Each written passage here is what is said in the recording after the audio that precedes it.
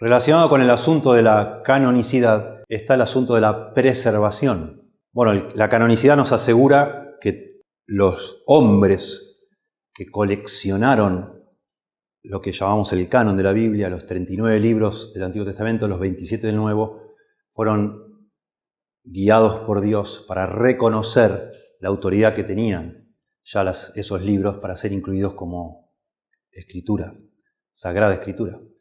La preservación se enfoca ahora en la certeza que necesitamos tener de que las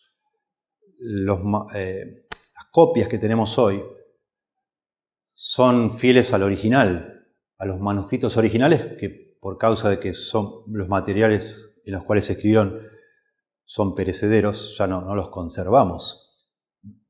Queremos estar seguros de que lo que tenemos en nuestras manos, que son traducciones de versiones hebreas y griegas del Antiguo y Nuevo Testamento, respectivamente, son fieles al original. Y entonces ahí se introduce lo que es ahora la mano de Dios en preservar, por eso se llama preservación, las distintas copias a lo largo de la historia para que en cada generación se tenga la palabra de Dios con certeza.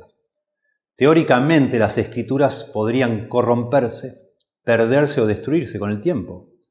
Por lo tanto, Dios también conserva las escrituras para que su pueblo pueda en cada generación poseer la misma palabra de Dios. Detrás de este asunto se encuentra la discusión actual sobre las distintas versiones de la Biblia, que comenzó en Estados Unidos ya con un movimiento llamado King James Only, solamente la King James, que es la traducción que ellos usan desde hace 400 años. Y ya está esta discusión en el mundo hispano también desde hace tiempo con el asunto de, no sé si han escuchado ustedes, la versión La Reina Valera Gómez, o también ahora está la Sociedad Bíblica Trinitaria, que también están ellos bregando por utilizar una versión anterior a la Reina Valera de 1909. Todo esto tiene que ver con el llamado Textus Receptus, en latino texto recibido para el Nuevo Testamento, y el texto masorético para el Antiguo Testamento. Personas que creen que estos dos textos que he mencionado, tanto en griego como en hebreo, son los únicos que Dios ha preservado y los demás son sospechosos de haber sido manipulados por los hombres. La cuestión de fondo detrás de todo este asunto es qué prometen las Escrituras con respecto a su propia preservación a través de los procesos de transmisión de una generación a la siguiente y también de la traducción de un idioma a otro. ¿Qué es lo que la Biblia promete y qué no promete en cuanto a cómo Dios va a preservar su palabra?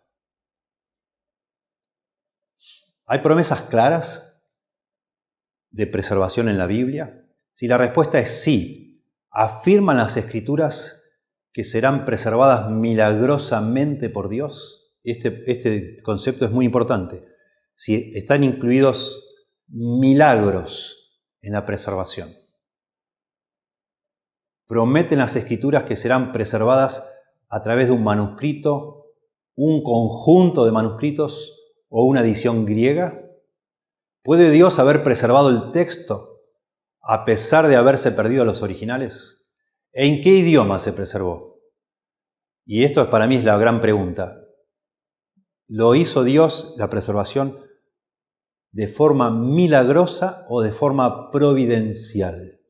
Esto creo que es la gran pregunta para definir este asunto. Si Dios a través de su providencia conservó el texto o lo hizo a través de milagros, interviniendo de manera sobrenatural, digamos así, abruptamente, de maneras suprarracionales, digamos así. La presunción de los defensores de la versión King James es que Dios ha intervenido milagrosamente. Duke Kutilek dice lo siguiente: la premisa fundamental del movimiento moderno que defiende una Biblia en inglés infalible.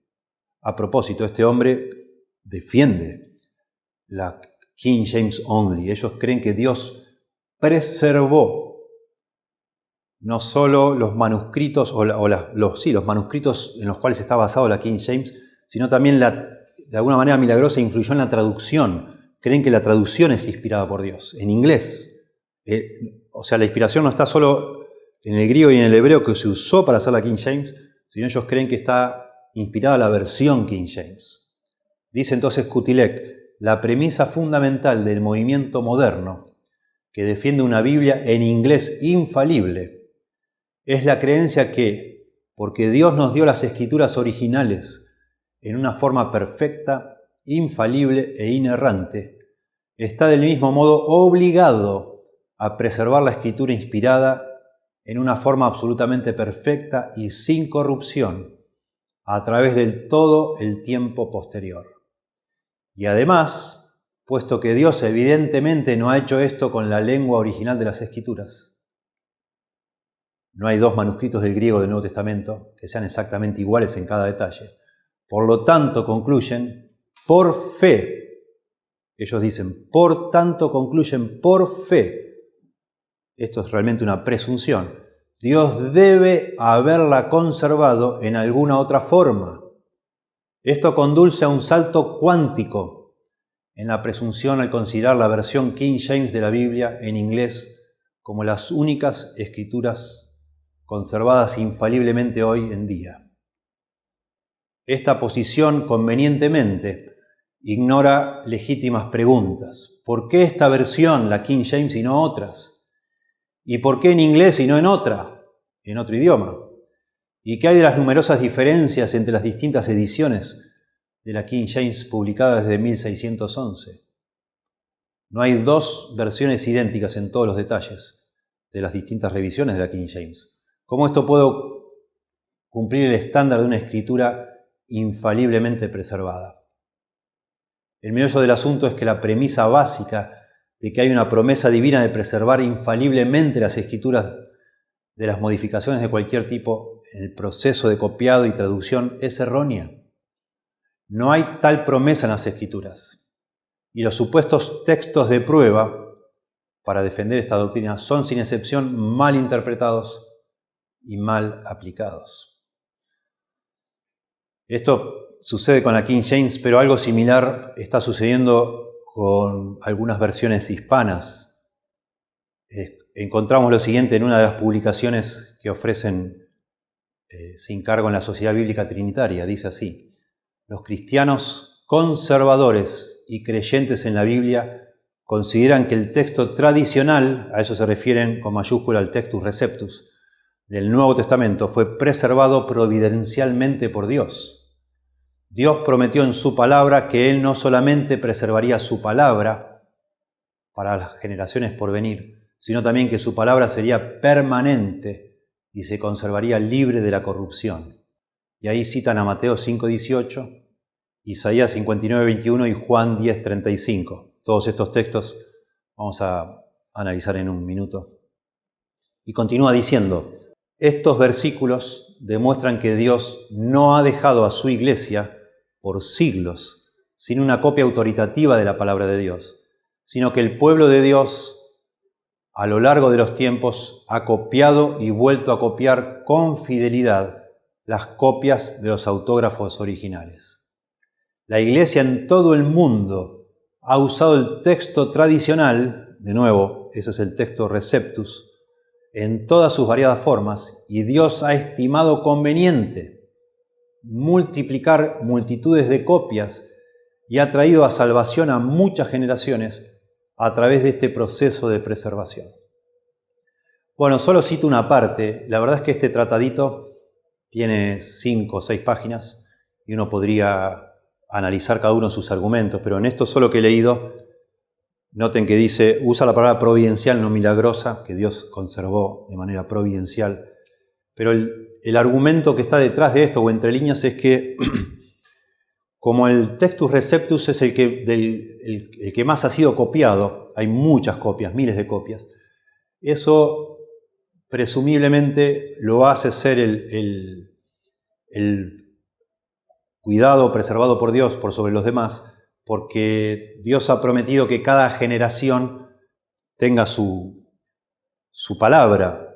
Si se comprueba que el Textus Receptus, los errores que hay en el Textus Receptus, o las diferencias que hay, porque hay diferencias, no fueron preservadas por Dios, entonces se podría pensar que alguna generación tuvo otra cosa en vez de la palabra de Dios.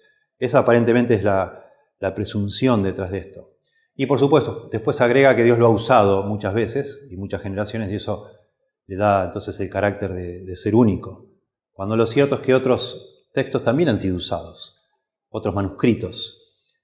Y bueno, el asunto es mucho más complejo, aunque emocionalmente, digamos así, suena contundente estos argumentos, suenan valiosos, y uno puede comprender la presunción que hay detrás de toda esta discusión. Lo cierto es que, de nuevo, hay muchas más preguntas que respuestas en esta posición, porque sí hay diferencias entre distintas copias del Textus Receptus, y bueno, haríamos bien en investigar para entender mejor. Yo he puesto en el paquete de lecturas, he copiado 2 capítulos del libro de Josías Grauman, Griego para Pastores. El primero habla sobre cómo trabaja la crítica textual, y en el segundo de las versiones del diablo, le llama Josías a este asunto de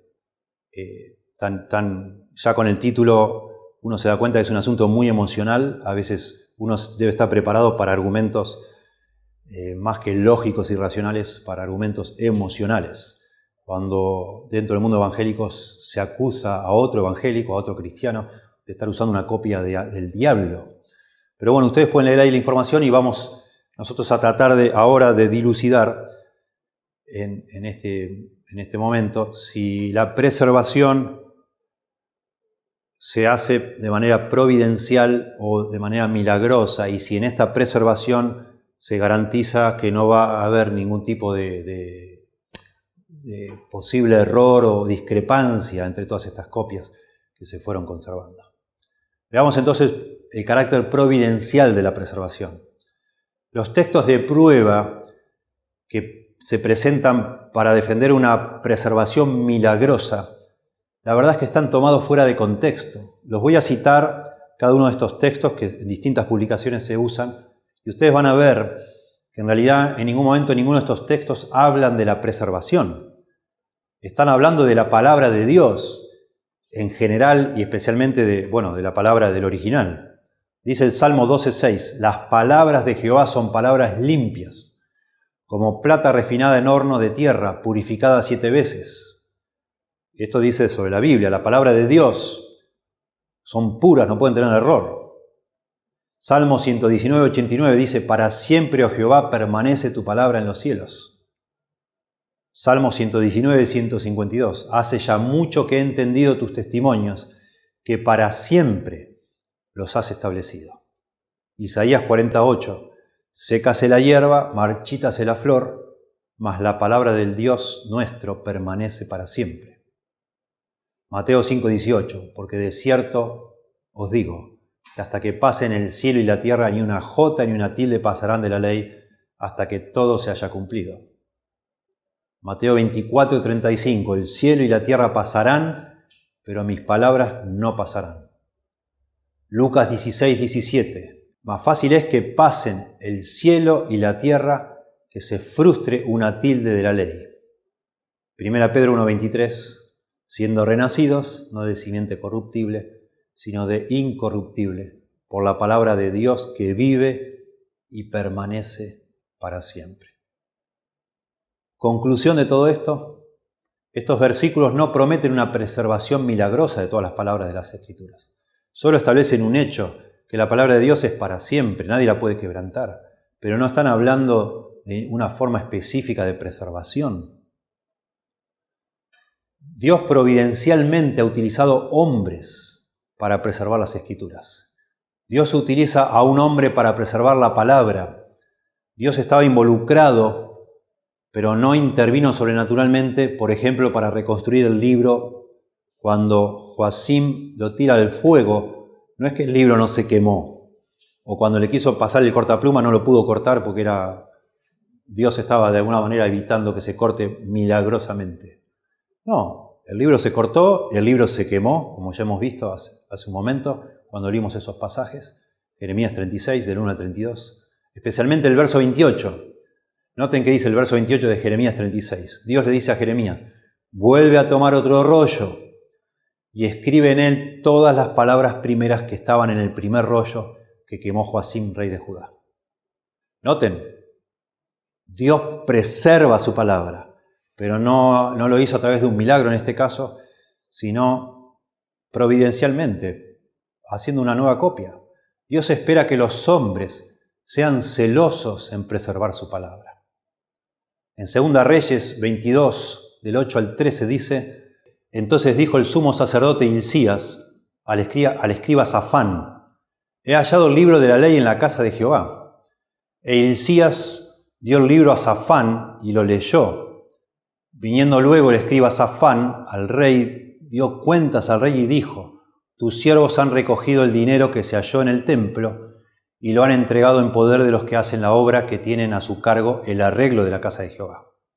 Asimismo el escriba Safán declaró al rey diciendo, el sacerdote Hilcías me ha dado un libro, y lo leyó Safán delante del rey. Cuando el rey hubo oído las palabras del libro de la ley, rasgó sus vestidos. Luego el rey dio orden al sacerdote Hilcías, a Ahijam, hijo de Safán, a Acbor, hijo de Micaías, al escriba Safán, y a Asaías, siervo del rey, diciendo, id y preguntad a Jehová por mí y por el pueblo y por todo Judá acerca de las palabras de este libro que se ha hallado, porque grande es la ira de Jehová que se ha encendido contra nosotros, por cuanto nuestros padres no escucharon las palabras de este libro, para hacer conforme a todo lo que nos fue escrito. Por desgracia puede haber algunas palabras del Antiguo Testamento que podrían haberse perdido en nuestros ejemplares modernos. Es evidente que no hubo ninguna preservación milagrosa. Solo cito algunos ejemplos y ustedes lo han visto ya cuando hemos visto la inerrancia. Este es uno de los argumentos válidos contra la inerrancia, es ver estos huecos, estos agujeros, digamos así, que hay en los manuscritos. Por ejemplo, en 1 Samuel 13:1, dice, en nuestra versión en español dice, Saúl era de 40 años de edad cuando comenzó a reinar y reinó 2 años sobre Israel. Algunas versiones dejan el espacio, como en algunos manuscritos, por ejemplo, el número 40, Saúl era, y ahí dejan el espacio porque no se está seguro si dice 40 años en los manuscritos. Hay manuscritos donde no hay nada. En 2 Samuel 8:4 dice, David le tomó 1.700 hombres de a caballo. En 1 Crónicas 18:4 dice, y le tomó David 1.000 carros y 7.000 hombres de a caballo. O sea, ahí hay una discrepancia. 2 Reyes 24:8 dice, Joaquín tenía 18 años cuando comenzó a reinar. Pero en 2 Crónicas 36:9 dice, Joaquín tenía 8 años cuando comenzó a reinar. Solo algunos ejemplos, pero por lo que vemos nosotros en las copias, Dios no lo hizo de manera milagrosa la preservación, sino que otra vez es más bien de forma providencial y por medio de toda esa cantidad enorme de copias que ha dado la responsabilidad a los hombres de lidiar con estos asuntos y resolverlos de la mejor manera posible. La Biblia dice que las copias de la Escritura son la palabra de Dios. Esto es muy importante. En Deuteronomio 17 y 18 se nos dice que los reyes debían hacer copias de la ley, del Pentateuco, para tener ellos y leer. Dice, cuando se siente sobre el trono de su reino, entonces escribirá para sí en un libro una copia de esta ley, del original que está al cuidado de los sacerdotes levitas. Una copia. En Esdras 7:14, Esdras tenía copias. Ya no tenía el original. Dice, la ley de tu Dios está en tu mano. Y está hablando de una copia. Mateo 22, del 29 al 32, dice, no habéis leído lo que os fue dicho por Dios cuando dijo, etc. Y se refiere a copias Jesús. Lo mismo en Juan 5:39, escudriñad las Escrituras, porque a vosotros os parece, etc. Cuando Jesús les manda a ellos a escudriñar las Escrituras, lo que les manda es a escudriñar las copias de las Escrituras que tenían en las sinagogas. En Hechos 17:2 dice, discutió con ellos de las Escrituras, y está usando copias, como había en la sinagoga. 2 Timoteo 3:15, y que desde la niñez ha sabido las sagradas Escrituras, que se le enseñaba a los niños judíos desde los 5 años, utilizando las copias. Las copias de las Escrituras fueron ligadas a los autógrafos originales. En Éxodo 34:1 se nos dice que Moisés rompió las tablas de la ley después que pasó lo del becerro de oro, y Dios les proveyó el material, le dijo que corte otro pedazo de piedra para la reescritura de las palabras de las tablas originales. Y Dios les volvió a dar los 10 mandamientos, los primeros originales 10 mandamientos. Se nos dice en Éxodo que fueron escritos por el dedo de Dios, pero ahora a Moisés, porque se rompieron esos, se le ordena cortar, y ya no con el dedo de Dios, sino Moisés escribir una copia de lo que había sido el original roto. Greg Bunsen dice, aquí tenemos un modelo importante para luego copiar de los autógrafos bíblicos. Deben reproducir las palabras que estaban en la primera tableta o página con el fin de preservar la autoridad divina completa del mensaje transmitido. Y lo mismo queda implícito en Deuteronomio 17 y 18, con las copias que debían hacer los reyes. Si se hacía una copia fiel, con leer esa copia era lo mismo que leer el original. Conclusión entonces, la obra de preservar el texto de las Escrituras es básicamente una obra providencial, no milagrosa. Es decir, Dios utilizando medios naturales, en este caso los hombres, los copistas, los escribas, guardándola como pasó, sabemos ahora, con los rollos del Mar Muerto, en un lugar donde casi no hay humedad, en vasijas selladas, de manera que el paso del tiempo, los distintos factores que hacen que el material se descomponga, no sucedió. Lo mismo pasó, hermoso leer, ustedes pueden buscar en internet, cuando Tischendorf visitó el monasterio que hay en el monte Sinaí, y él vio que los monjes ahí tiraban rollos en invierno para calentarse, y él dijo, momento, ¿qué están haciendo? Déjenme ver esos rollos. Y él se dio cuenta que estaban utilizando copias de las Escrituras conservadas allí. Y él, por supuesto, evitó que se sigan quemando, y con eso se reconstruyó lo que se conoce hoy como el manuscrito sinaítico. Bueno, de manera providencial, de nuevo, Dios conservó a través de copias y copias y copias para que tengamos nosotros hoy, por medio de la crítica textual, seguridad de que tenemos el texto fiel al original. No hay en ningún lado evidencia bíblica, o sea, no hay en ningún lado de la Biblia evidencia para creer una preservación milagrosa. Hay evidencia objetiva convincente de que los textos del Antiguo y Nuevo Testamento se han conservado providencialmente con notable pureza. Escuchen para terminar, estos números interesantes para contrastar. Por ejemplo, la Guerra de las Galias de César, un libro antiguo de los romanos. Tenemos 10 manuscritos nada más, y el más antiguo de esos manuscritos está separado 900 años del evento que cuentan, o del evento o del original cuando fue escrito.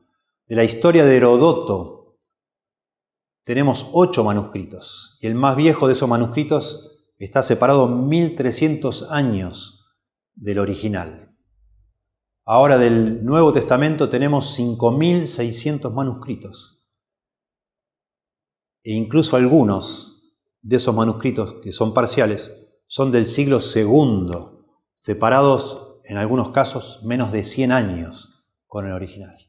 Y al menos el 95% de las variantes entre un manuscrito y otro son insignificantes, son asuntos de ortografía, orden de las palabras, cosas minúsculas. Algún día